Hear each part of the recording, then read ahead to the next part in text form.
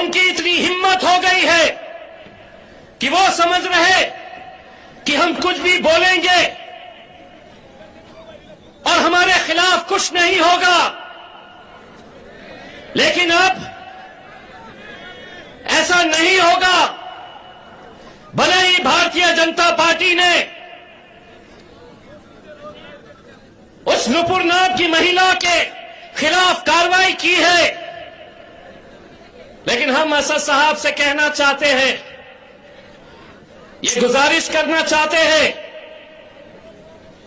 कि ये जो टेलीविजन चैनल वाले दिन दिन भर भोंकने का जो काम करते हैं, इन पे भी लगाम लगाने की जरूरत है। ये हमें तय करना है। मुंह खोले, जबान खोले कि सिर्फ जहर उगलने का काम कर रहे। ये मुल्क की खूबसूरती है। मैं तमाम पुलिस वालों को यह बताना चाहता हूं, मजलिस इत्तेहाद उल मुस्लिमीन के बारे में अपना जहन सिर्फ टेलीविजन के हिसाब से मत बनाइए। ये वो जमात है जो इस मुल्क पे कभी वक्त आया तो सबसे पहले अपना सीना तान कर अगर कोई खड़े रहेंगे तो हम खड़े रहेंगे। लेकिन आज हमें किस नजरिए से देखा जा रहा,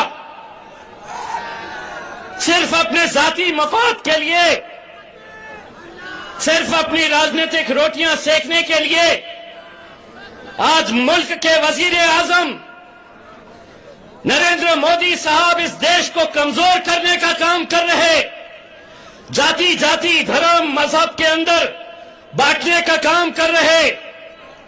लेकिन उनको भी सुन लेना चाहिए, तुम कितनी भी कोशिश कर लो, ये मुल्क इंशाअल्लाह हमेशा एक ताकतवर मुल्क, जहां पर हिंदू मुस्लिम सिख ईसाई आपस में है, भाई भाई बनकर ही रहेंगे।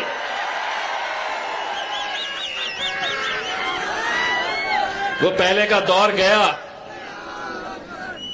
जब कांग्रेस का लीडर हुआ करता था, जब राष्ट्रवादी का लीडर हुआ करता था, वो बोलते थे और ये सुनते थे। वो दौर गया। अब दौर असदुद्दीन अवैसी साहब का है। अब अगर तुम बोलेंगे,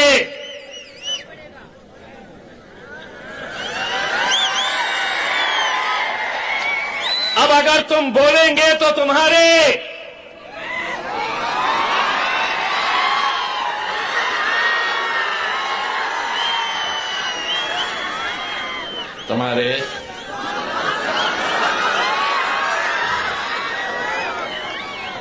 पप्पा को भी सुनना पड़ेगा। इस मुल्क के ऊपर जितना इख्तियार, जितना अधिकार दूसरे जाति धर्म और मजहब के लोगों को है, उतना ही अधिकार, उतना ही इख्तियार हमारा भी है। आज मुझे ये बताते हुए खुशी होती है कि जब मैं पार्लियामेंट के अंदर, जिस पार्लियामेंट के बारे में कहा जाता था कि ये बैरिस्टर असदुद्दीन अवैसी एक अकेला एमपी है, तंज करते थे, मजाक उड़ाते थे और कहते थे कि ये अकेला है और अकेला ही रहेगा। लेकिन अल्हम्दुलिल्लाह आप लोगों की दुआओं की वजह से अब असद भाई के पीछे मैं भी जाकर बैठता हूं। और कई बार आपने देखा होगा जब असद साहब बोलने के लिए खड़े रहते हैं और सामने से कोई कुछ बोलता है तो मैं बोलता, चल बैठ बे बैठ।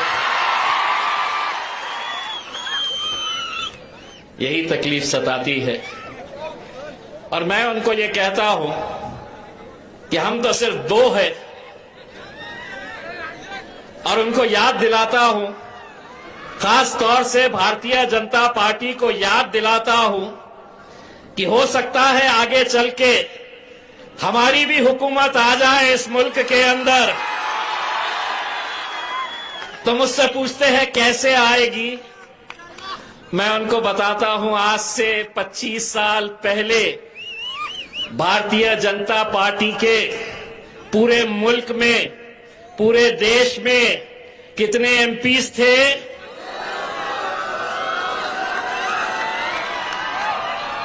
अब 300 हो गए। हम कितने हैं? आगे चल के बन सकती है। हौसले बुलंद रखना चाहिए सिर्फ। इंशाअल्लाह ये मुमकिन हो सकता है। असदुद्दीन अवैसी साहब वजीर आजम और मैं होम मिनिस्ट्री लेके आया तो खूब